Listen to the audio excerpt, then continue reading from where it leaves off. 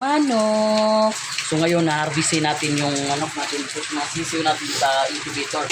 So, ito yung incubator natin. Kasi marami na ng piso. Ito na, matami-dami na. Oh, tingnan nyo. Oh, harvestin natin to. Galak na yung ating incubator natin. Okay. Tapos, mamarkingan natin to. Mamarkingan natin to kasi na ano na yun na pinag-quadro natin to. Ito, ang marking nito is GM. Mamarkingan natin to ng double nose. Double nose yung mamarking natin kasi Gilmore to, Gilmore. Ito, Gilmore to, Gilmore. Mamarkingan natin to. Mamarkingan natin ito ng right nose, right. Markingan natin to ng right nose kasi Gilmore na to Gilmore to. So,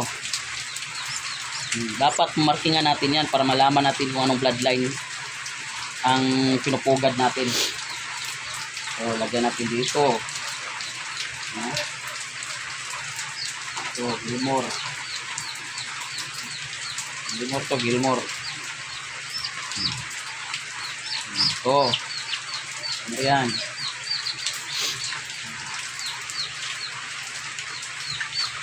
Lahat mamarkingan natin yan para malaman natin paglaki kung ano ang bloodline yan.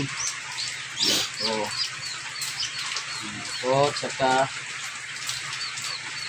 ito GM.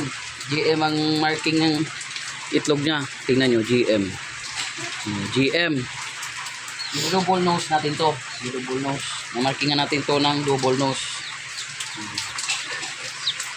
Kasi double nose yung marking ng GM natin Sayang ang manok. Ito GM. So, double nose to.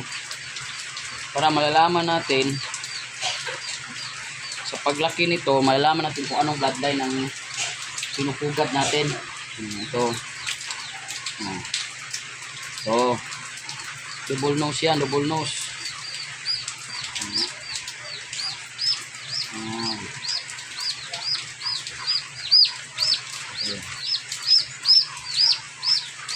Ito, double nose na. At ito, GP. GP, it means Gilmore yung laki at pumpkin yung bae. Ito. Right. Markingan natin to ng left.